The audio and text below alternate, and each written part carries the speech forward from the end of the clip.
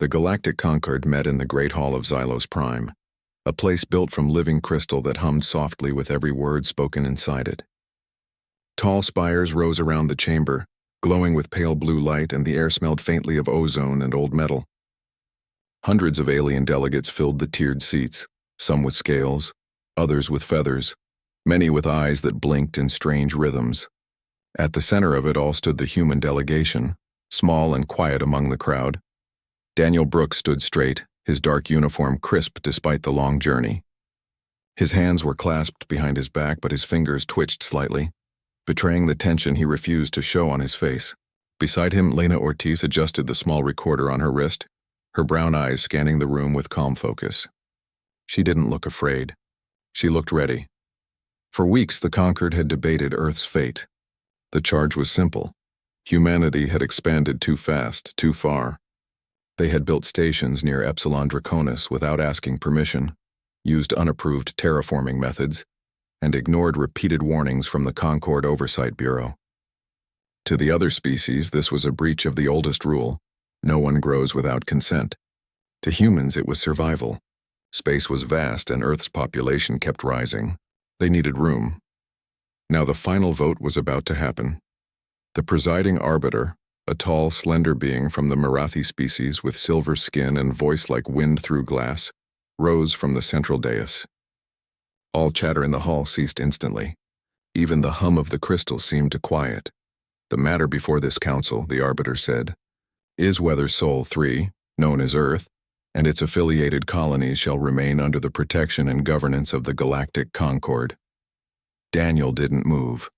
He had heard these words before in rehearsals and nightmares. He knew what came next. After review of all evidence, testimony, and historical precedent, the arbiter continued, the Council finds that Earth has willfully violated Article 7 of the Concord Charter, which forbids unilateral expansion beyond agreed boundaries. A murmur rippled through the chamber. Some delegates nodded. Others shifted uncomfortably. A few glanced at the humans with something close to regret. The penalty for such violation, the arbiter said, is expulsion. Lena's breath caught, just for a second. She blinked once, then returned her gaze to the arbiter. Daniel's expression didn't change at all. The vote has been tallied, the arbiter announced. 212 in favor. 0 opposed. The motion passes. Silence. Then the chime. A single clear tone that echoed off the crystal walls. It was final. Earth was out. No one shouted. No one argued. The humans had known this might happen. They had prepared. Daniel gave a small, almost invisible nod to Lena. She tapped her wrist recorder once, recording the moment. Not for protest, but for history. Around them, alien delegates began to rise, some already turning to whisper to their aides. A few looked at the humans with pity. Others avoided their eyes entirely. To most, Earth was just another young species that had overreached. They would fade, as others had before them, scattered, forgotten, or forced to crawl back begging for readmission in a few generations. But Daniel didn't plan to beg. He turned slowly and walked toward the exit, his boots clicking softly against the polished floor. Lena followed, her steps light but steady. Neither spoke. Neither looked back. Behind them, the great hall buzzed with renewed conversation, already moving on to the next agenda item, a trade dispute between two insectoid colonies. Outside, the sky of Xylos Prime hung low and violet, streaked with slow-moving clouds that shimmered like oil on water. Their shuttle waited on the landing pad, engines idling with a low whine. The pilot, a young man named Kyle, stood by the ramp, his face tight with worry. Well, he asked as they approached. Expelled, Daniel said simply. Kyle swallowed hard but didn't say anything else. He just stepped aside to let them board.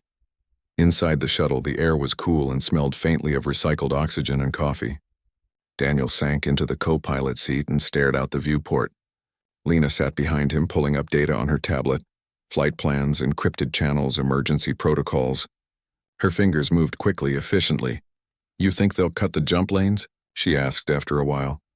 They already have, Daniel replied. The moment that chime sounded, every Concord-controlled gate locked us out. We're on our own now. Lena nodded.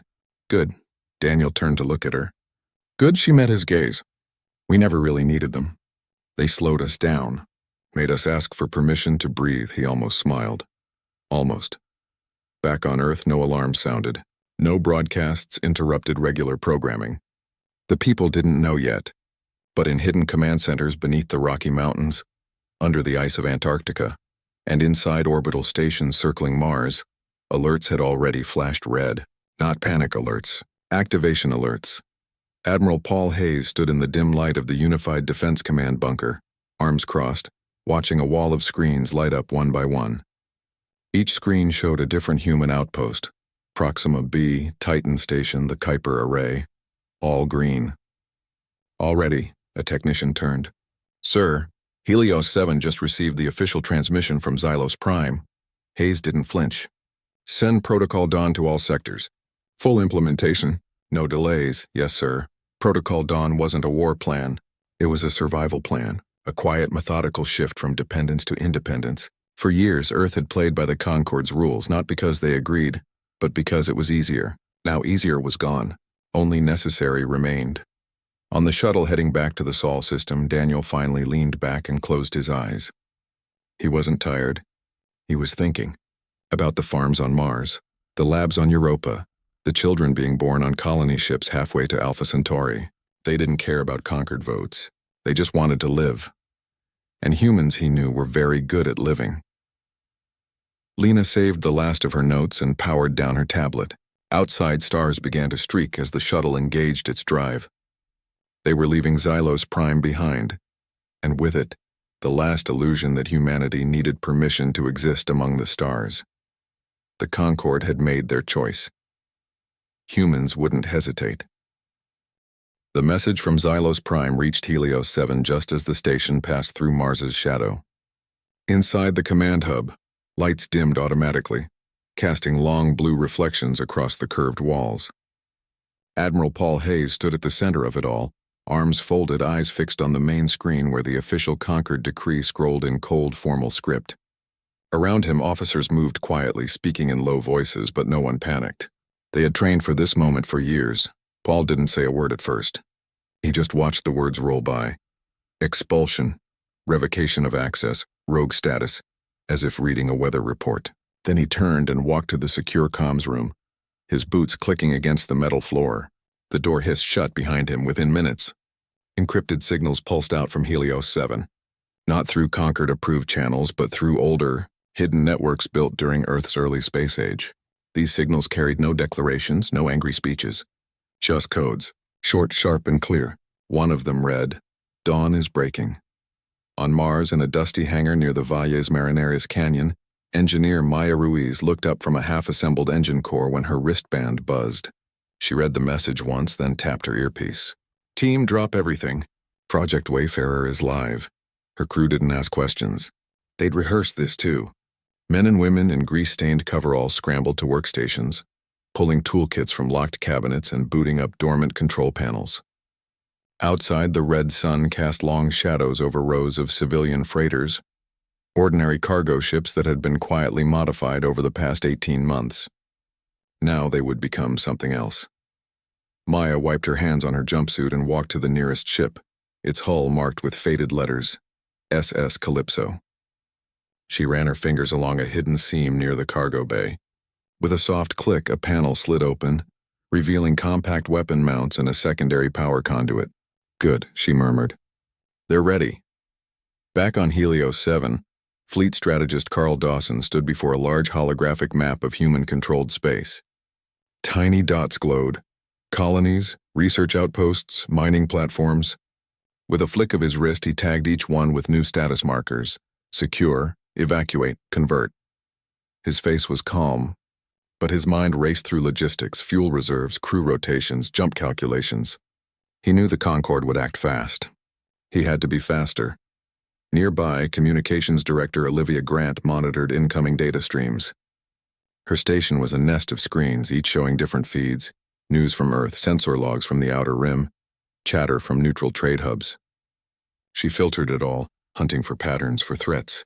When she spotted a Concorde patrol shifting toward the Epsilon Draconis border, she sent a silent alert to the nearest human outpost. No warning, just a change in frequency. Those who knew what it meant would understand. On Earth, in a quiet office in Denver, Daniel Brooks sat across from President Elena Moore. The room had no windows, only soft lighting and a single flag hanging on the wall, the old stars and stripes slightly faded. Elena leaned forward, her hands clasped tightly. "They really did it," she said. "They did," Daniel replied. "And we're not asking them to reconsider?" "No," she nodded slowly. Then we moved forward. Orders flowed down through secure channels. Civilian ships rerouted, mining drones reprogrammed, medical supplies stockpiled. Schools on the Moon and Mars held quiet drills disguised as routine maintenance. No one told the public everything. Not yet. But people sensed something had changed. The news grew quieter. The skies seemed emptier. At the Jupiter shipyards hidden inside the shadow of Ganymede, workers rushed to finish the last Aurora-class destroyer. Its hull gleamed under harsh work lights, still unnamed, still untested. But its engines were hot, its weapons loaded, its crew already aboard. They had trained in silence for months, waiting for this moment. Maya Ruiz sent her final checklist from Mars. Every retrofitted freighter was operational. Every pilot briefed. Every cargo hold packed not just with goods, but with spare parts, medical kits, and encrypted navigation logs for routes the Conquered didn't know existed. Carl Dawson updated his map. Dozens of human assets had already vanished from Conquered tracking grids. Not destroyed, just gone. Slipped into blind spots, rerouted through old asteroid tunnels, or powered down to mimic space debris. The Sol system was turning invisible. Olivia Grant intercepted a message from a Cathari scout ship. It asked local traders if they'd seen human vessels near Theta Cygni. She didn't reply. But she noted the question and sent a warning to the nearest human freighter in that sector. It changed course an hour later, slipping into a micro-jump corridor mapped only by Lena Ortiz's team years ago. Back on Helios 7, Paul Hayes finally sat down. He poured a cup of black coffee from a dented thermos and stared at the starfield outside the viewport. Earth was a pale blue dot in the distance, Mars a rust-colored speck. Beyond them, the void stretched endlessly. He thought about his grandchildren born on a station near Titan. They'd never known a time when humanity wasn't part of the Conquered. Now they'd grow up in a different world, a harder one, but also freer. A chime sounded softly. Olivia's voice came through the comm. "Sir, all Phase 1 objectives are complete, no losses." No alerts raised. Paul took a slow sip of coffee. "Good. Begin Phase 2. Phase 2 wasn't about hiding anymore.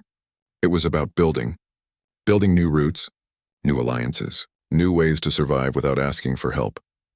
In a small lab on Ceres, scientists activated a prototype slipstream drive, smaller, quieter, and faster than anything the Concorde used. It had been tested only once in secret.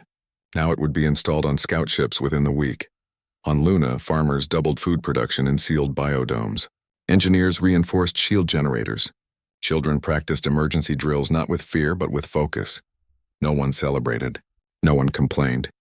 They just worked, because the Concorde had voted to expel Earth and humans didn't hesitate. 3 weeks after the expulsion, a human freighter named the SS Calypso drifted near the Theta Cygni border, its engines running cold, its hull dark against the starfield. Inside, Captain Nora Bell sat in the cockpit, sipping lukewarm tea from a dented mug. Her eyes never left the sensors. She wasn't hauling grain or machine parts today. The cargo hold was empty except for a few crates marked medical supplies, a cover. Beneath the floor panels, hidden weapon mounts hummed softly, charged and ready. Nora had flown this route a dozen times before under Conquered watch. Now there were no Conquered patrols, or so she thought. But space had ears. And eyes. A blip appeared on her long-range scanner. Then another. Cathari signature, sharp, angular, aggressive. A cruiser and 2 escorts moving fast. They hadn't spotted her yet. Their scans were wide, lazy. They assumed humans were running scared, hiding in their home system. Nora set her mug down. She tapped a sequence into the console. The Calypso's outer plating shifted slightly, absorbing more light, becoming harder to see. She didn't run. She waited. The Cathari cruiser slowed as it neared her position. A voice crackled over open comms, harsh and guttural. "Unidentified vessel. Power down and prepare for inspection. You are in restricted space." Nora didn't reply. She knew the rules. The Conquered had declared all human ships rogue. That meant no rights, no warnings, just force. Seconds later, the cruiser fired. A plasma bolt streaked through the void, aimed to disable her engines. But Nora was already moving. She slammed the throttle forward. The Calypso surged to life, not with the roar of old engines, but with a near-silent burst from its retrofitted drive. The plasma blast missed by meters. Then from hidden ports along the freighter's belly, twin railguns unfolded. They fired not with fire, but with tungsten slugs moving at a fraction of light speed. One shot struck the cruiser's primary sensor array. The second hit its port thruster cluster. Sparks erupted in the vacuum. The Cathari ship spun wildly, its escorts scrambling to respond. Nora didn't wait to see more. She punched in a jump sequence Lena Ortiz had helped design. Short, sharp, and untraceable. The stars stretched. The Calypso vanished into a micro-jump corridor no Concorde vessel could follow. Not because it was faster, but because it used gravity ripples from dead stars, paths only human navigators had mapped. Back at Helios 7, the alert came through Olivia Grant's station as a single line of text. Contact at Theta Cygni, hostile engagement. Calypso operational. No damage. Paul Hayes read the message and nodded. No celebration. Just confirmation, but the Cathari didn't stay quiet. Within hours, their high command broadcast a formal complaint across neutral channels. They claimed the human freighter had fired first, that it carried illegal weapons, that Earth was now a threat to galactic peace. The message spread fast. Traders whispered. Diplomats frowned. The Concorde called an emergency session. What they didn't know was that while they argued, Earth was already 3 steps ahead. On Mars, Maya Ruiz watched live feeds from deep space sensors. She saw the Cathari cruiser limping back to its base, its escorts scanning empty space. She smiled faintly. They still think we're just farmers with rockets, she said to no one in particular. Meanwhile, in the Oort cloud far beyond Pluto, a string of human mining platforms went dark. Not because they were attacked, because they chose to. Their lights dimmed. Their comms shut down. Their solar arrays folded in. To outside scanners, they looked abandoned, dead. But inside, crews worked in silence. They detached core modules, loaded them onto stealth tugs, and vanished into pre-planned routes. Everything valuable, fuel, data cores, rare minerals, was moved. What remained was junk, carefully arranged to look like the result of sudden evacuation. The Concorde sent scouts to investigate. They found empty shells and drifting debris. They assumed humans were collapsing under pressure. They were wrong. While the Concorde watched the outer rim, the real action happened closer to home. Near Jupiter, hidden in the radiation belts of Io, the last Aurora-class destroyer powered up for the first time. Captain Elena Moore stood on its bridge, hands resting on the command console. Her crew, 23 men and women, all volunteers, checked final systems with quiet focus. Slipstream drive stable, said the navigator, a young man named Ryan. Weapons online, reported the tactical officer. A woman named Priya. Elena didn't speak. She just gave a single nod. The ship's name, Aurora Dawn, glowed softly on the hull, unpainted, unannounced. No fanfare, no ceremony, just readiness.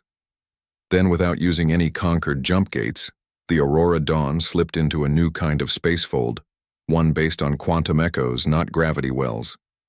It reappeared near Saturn, then near Alpha Centauri, then near a quiet nebula no one had ever bothered to name. Each jump left no trail. No energy spike, nothing for the Concorde to track.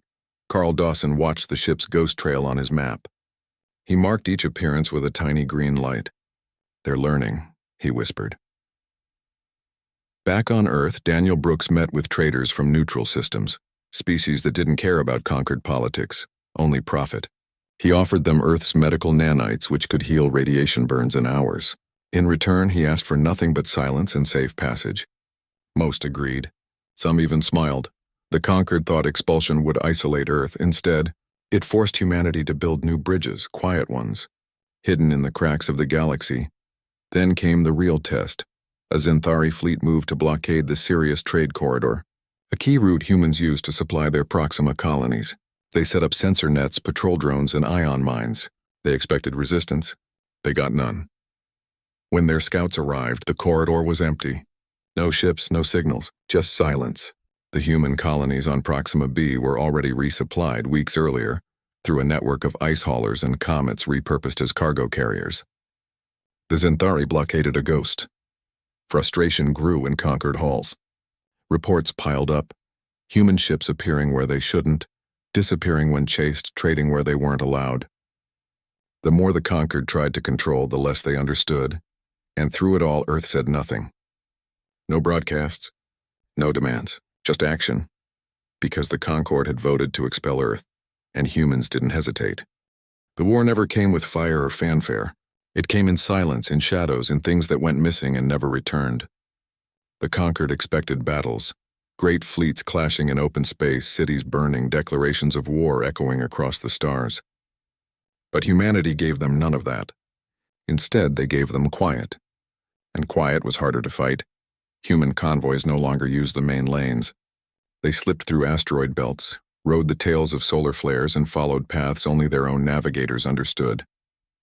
These routes were slower, riskier, but invisible.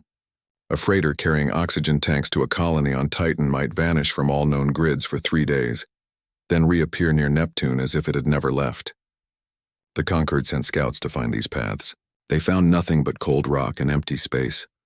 Maya Ruiz's retrofitted freighters became ghosts. They carried food, medicine, spare parts, and sometimes small drones. These drones looked like space junk, tumbling slowly near Concord buoys. But inside they held tiny tools. Over weeks they would latch onto surveillance satellites and quietly disable their long-range sensors. Not destroy them, just blind them. By the time the Conquered noticed, half their early warning network near the Sol system was useless. Olivia Grant watched it all from Helios 7. She didn't send ships to fight. She sent data, false data. Her team created fake signals, ghost fleets appearing near empty systems, distress calls from abandoned outposts, energy spikes where nothing existed. The Concord wasted fuel and time chasing phantoms while real human ships moved unseen. On Mars, farmers worked double shifts in sealed domes. Their crops fed not just local stations but distant colonies the Concord thought were starving. Yet no colony sent out a plea for help. No one begged. They just kept growing, kept sharing, kept living. Carl Dawson's maps grew more complex. Green dots, human positions, multiplied in places the Concord had labeled uninhabitable. A research station on a frozen moon of Uranus now doubled as a repair dock. A mining rig near Sedna stored emergency fuel for scout ships. Everything had a second purpose. Nothing was wasted. The Xanthari tried again. This time they sent a full squadron to patrol the edge of human space near Proxima. They set up listening posts, deployed hunter-killer drones, and demanded all neutral traders report human activity. For 2 weeks they saw nothing.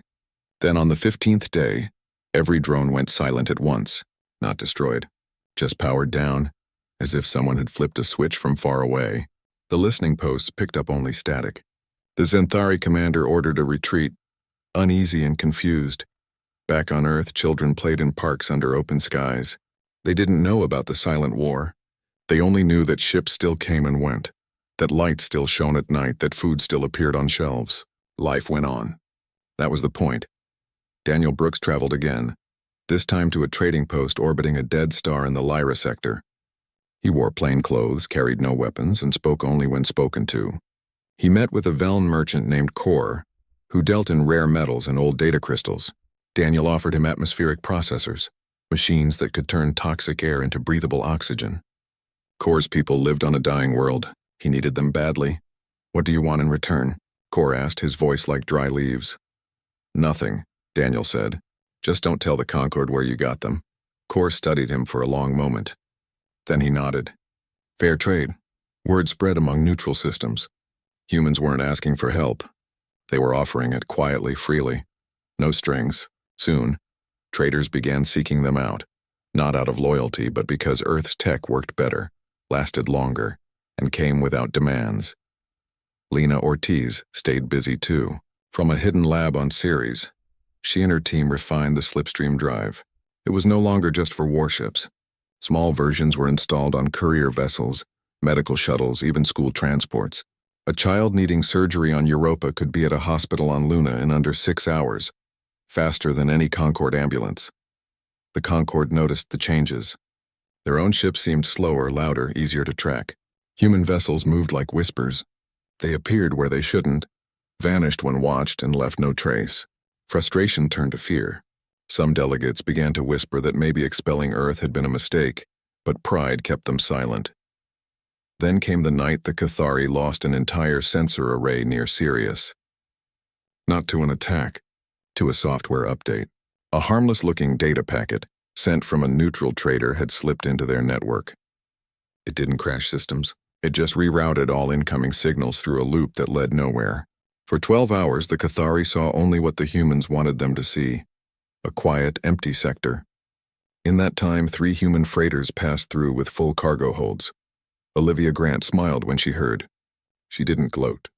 She just logged the success and moved on. On Jupiter's moon Callisto, workers finished converting an old ice mining station into a hidden shipyard. Inside its reinforced tunnels, 2 new Aurora-class destroyers waited, engines cold, crews trained. They wouldn't launch unless needed. But they were ready. Paul Hayes reviewed reports daily. Food reserves stable, fuel levels good, morale high, no panic, no despair, just steady work. He knew the Concord expected humans to break, to beg, to surrender, to fade. But humans had spent centuries surviving on a single fragile planet. Space was easier. One evening, as Helios 7 drifted through Earth's shadow, Paul stood alone on the observation deck. Below, the planet glowed blue and green, wrapped in clouds. Cities sparkled like scattered stars. He thought of his daughter teaching physics in Nairobi, of his grandson learning to pilot a drone on Mars. They didn't know about the silent war. And they didn't need to, because the Concord had voted to expel Earth and humans didn't hesitate. 6 months after the expulsion, a signal came through a channel no one had used in years. It was not loud, not urgent, just a single frequency, clean and steady, broadcast from a small asteroid station near the Lyra border. The code matched one only Lena Ortiz and a handful of Earth's top scientists knew. A relic from early first contact protocols, meant for emergencies or truces. Lena received it in her lab on Ceres. She read the message twice, then forwarded it to Daniel Brooks without a word. He was on Earth at the time, walking through a quiet park in Chicago, watching children chase floating drones shaped like birds. His wristband buzzed. He glanced at the screen, paused, and turned toward the nearest secure transport hub. 2 days later, a human shuttle named Wayfarer arrived at the asteroid station. It carried only 2 passengers, Daniel and Lena, no guards. No weapons. Just 2 people in simple gray uniforms carrying data slates and calm expressions. Inside the station's meeting room, 3 figures waited. One was a Cathari elder, his silver scales dull with age, his posture less rigid than before. The second was a Veln diplomat, the same one Daniel had traded with months earlier, Kor. The third was silent, cloaked in soft gray fabric, their face hidden. A Marathi, though no one said it aloud. No greetings were exchanged. No accusations. The Cathari elder spoke first, his voice softer than Daniel remembered. "We did not expect you to survive this long." Daniel nodded. "We didn't ask you to expect anything." Silence settled like dust. Then Kor leaned forward. "Your freighters move like shadows. Your colonies thrive, your tech outpaces ours in ways we don't understand. Why haven't you struck back?" "Because we don't want your war," Lena said.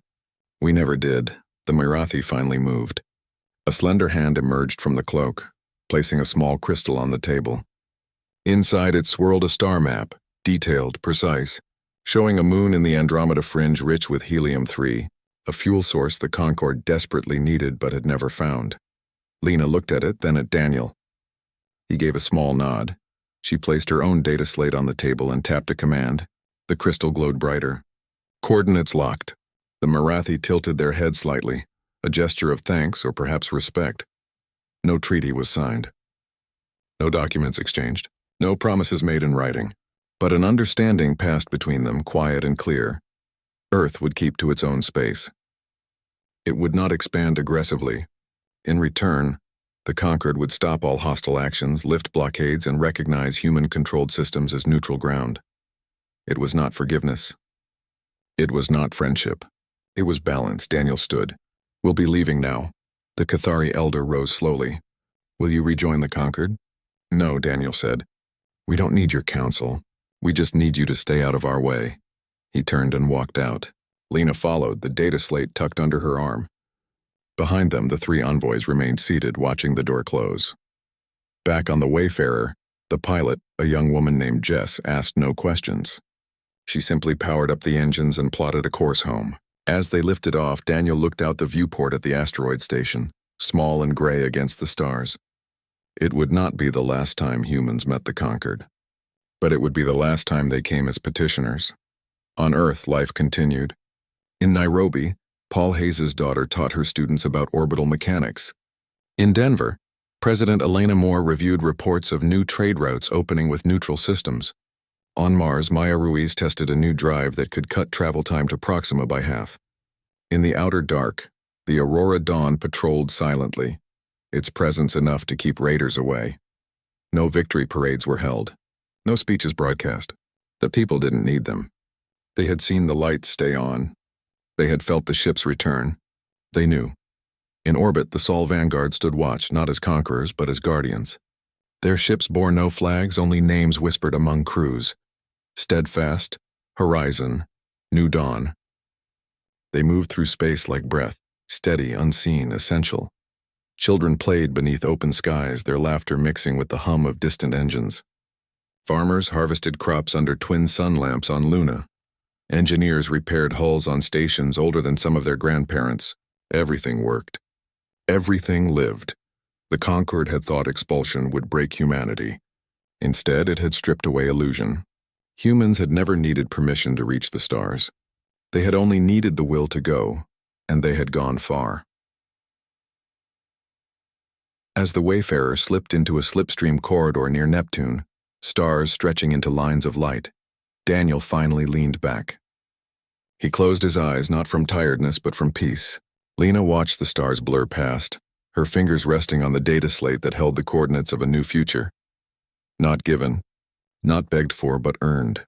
Back on Xylos Prime, the Great Hall sat empty most days now. The debate over Earth had faded from the agenda. Other crises rose, other species argued. But sometimes late at night, a delegate would glance toward the human seats. Still, empty, and wonder how a species so young had walked away from the table and never looked back. Because the conquered had voted to expel Earth, and humans didn't hesitate.